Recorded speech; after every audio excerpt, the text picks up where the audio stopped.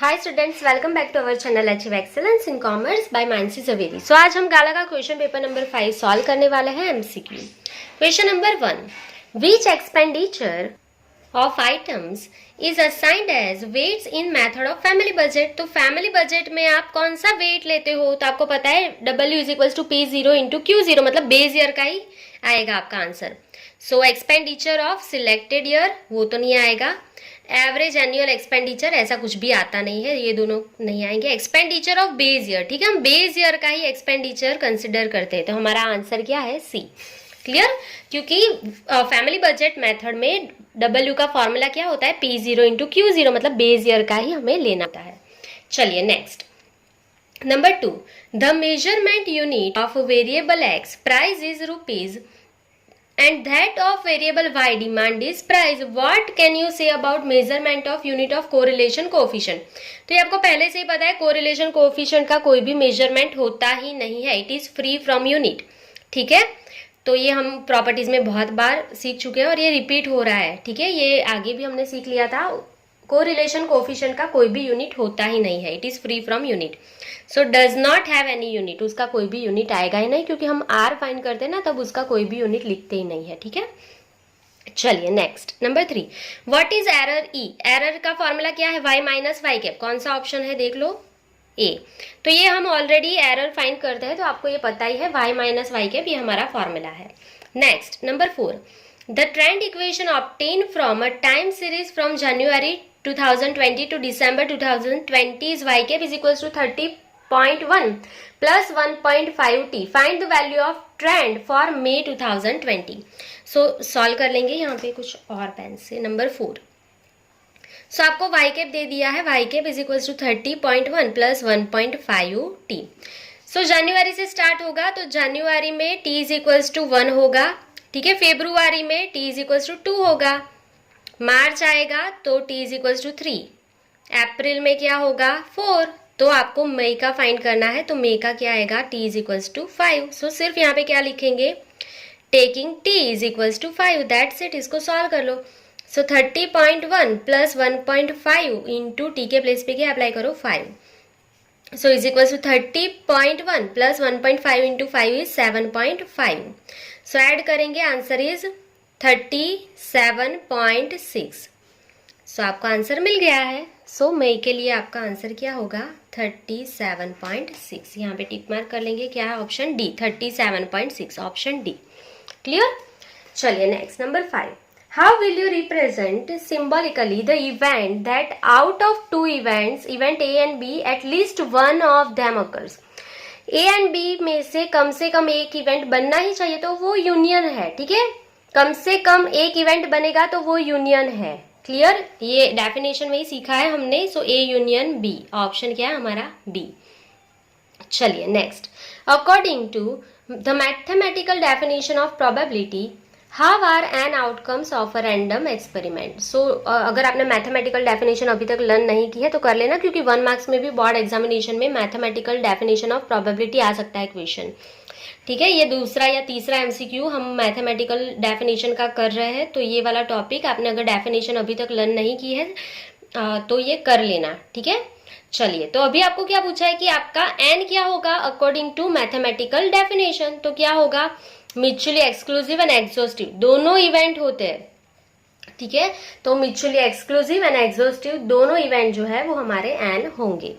Next, number 7, for which value of x the value of p of x of binomial distribution with parameter n is equals to 4 and p is equals to 1/2 become maximum. तो देखो, अगर यहाँ पे p के place पे 1/2 की जगह पे कुछ और रहता ना, तो आपको पूरा p ऑफ x फाइंड करना पड़ता, पर यहाँ पे n इज इक्वल्स टू 4 है, p 1/2 है, तो p 1/2 है तो q भी 1/2 होगा, और जब भी p की वैल्यू 1/2 होती है ना, तो वो डिस्ट्रीब्यूशन सिमेट्रिकल हो जाता है। तो आपको पता है ये जो डिस्ट्रीब्यूशन है, अगर p 1/2 है तो वो सिमेट्रिकल हो जाएगा, और सिमेट्रिकल हो जाएगा तो आपको जो वैल्यू है वो कब मैक्सिमम मिलेगी फंक्शन की? तो बीच में, एग्जैक्टली जो डिवाइड में होगा, बीच की वैल्यू होगी वो मैक्सिमम होगी। देखो यहाँ पे मैक्सिमम पॉइंट कौन सा है? जो एग्जैक्टली बीच में होगा वो। ये कब होता है, जब p 1/2 होता है तब आपका डिस्ट्रीब्यूशन सिमेट्रिकल हो जाता है, ये हमने सीखा है। तो अगर आपको पूरा सम नहीं कैलकुलेट करना है तो ये शॉर्टकट आपको अप्लाई करना पड़ेगा। अगर आपने शॉर्टकट अप्लाई नहीं किया तो आपको पूरा सम कैलकुलेट करना पड़ेगा, ठीक है।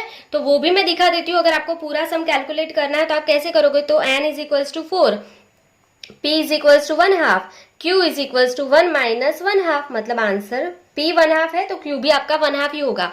p ऑफ x का आपका फॉर्मूला क्या है, ncx into p raise to x into q raise to n minus x, ये आपका फॉर्मूला है।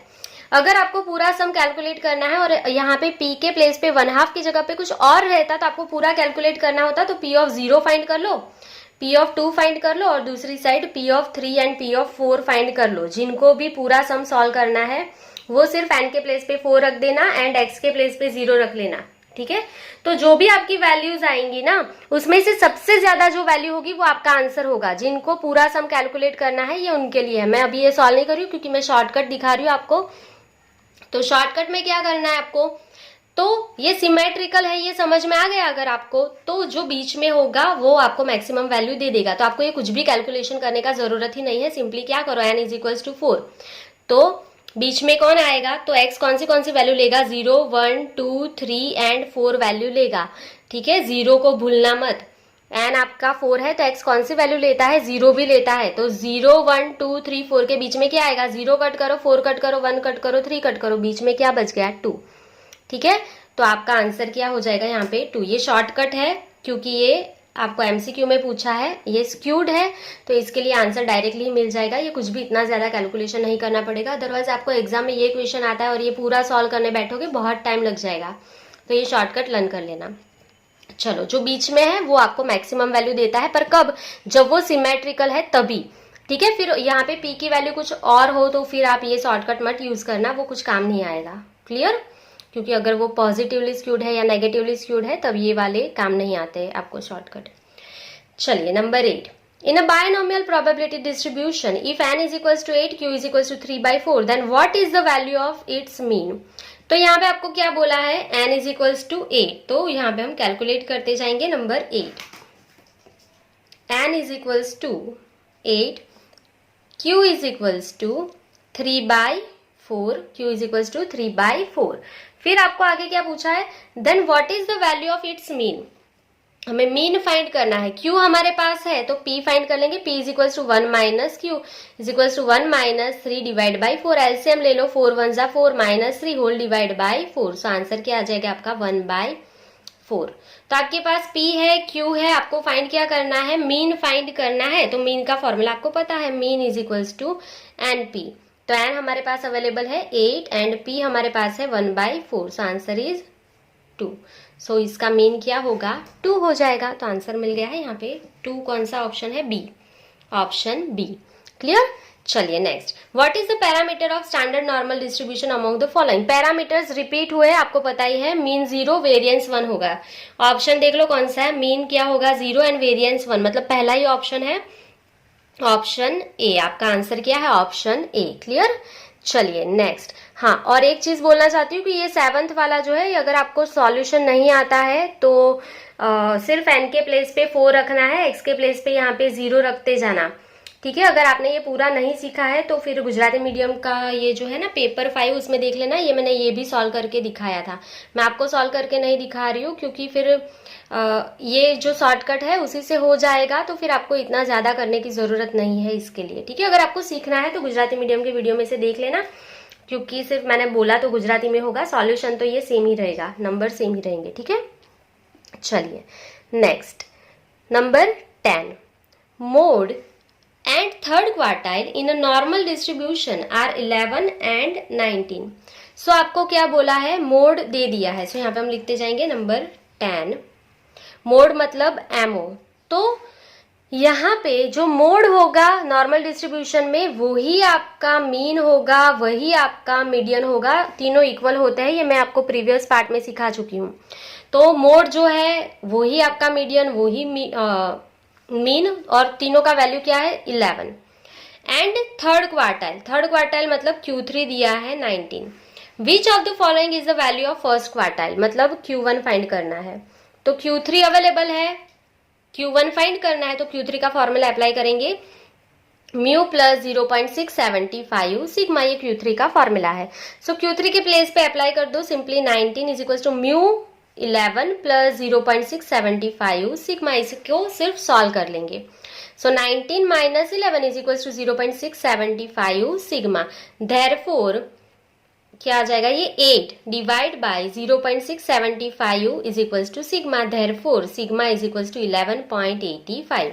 ये सम रिपीट हो रहा है, शायद ये हमने आगे भी कैलकुलेट किया है कोई पेपर में और अमाउंट भी सेम ही थी, ये सेम किया है हमने। चलो फिर Q1 का फॉर्मूला अप्लाई कर दो, Q1 is equals to mu minus 0.675 sigma. So mu जो है हमारा वो कितना है 11 minus 0.675 into sigma 11.85। So 11 minus answer क्या आ जाएगा 8, 11 माइनस 8 आंसर इज 3। तो यहाँ पे हम अब हमारा ऑप्शन कौन सा है A 3। क्लियर। तो ये सम हमने आगे भी कैलकुलेट किया था, रिपीट हो रहा है। आई होप कि आपको फॉर्मूला लर्न हो गए होंगे और कोई भी डाउट्स नहीं होगा। अगर आपको नॉर्मल डिस्ट्रीब्यूशन के फॉर्मूला अभी तक समझ में नहीं आए हैं, ठीक है, तो आप मुझे कमेंट सेक्शन में कर देना, तो मैं देखती हूँ अगर कुछ उसका भी वीडियो हो सकता है, नॉर्मल डिस्ट्रीब्यूशन का एरिया जो है उसका डीपली एक्सप्लेनेशन और उसके फॉर्मूला को कैसे यूज करना है उस पर मैं एक वीडियो अगर टाइम मिलेगा, अगर आपका अभी तक नहीं हुआ है तो मैं थोड़ा मैनेज करके वीडियो बना लूंगी, ठीक है। चलो तो ये नंबर 10 तक कंप्लीट हो गया है। अभी हम नेक्स्ट पेज पे जाएंगे। Question number 11, in normal distribution usually what percentage of the observation are included in the limit mu plus or minus sigma। तो ये मैं बहुत बार सिखा चुकी हूँ, म्यू प्लस और माइनस सिग्मा आगे कुछ भी नहीं है, मतलब 1 समझ लो। तो ये हमारी पहली बाउंड्री है 0.6826, ठीक है, की भी मैं सिखा चुकी हूँ आपको। तो परसेंटेज में पूछा है तो मल्टीप्लाई बाय 100 मतलब 68.26% is our answer. So answer क्या हो जाएगा हमारा C 68.26%। अगर आपको ये अभी तक लर्न नहीं हुआ है तो कर लेना, सारे एरिया लर्न कर लेना, ठीक है, मिस्टेक नहीं होना चाहिए।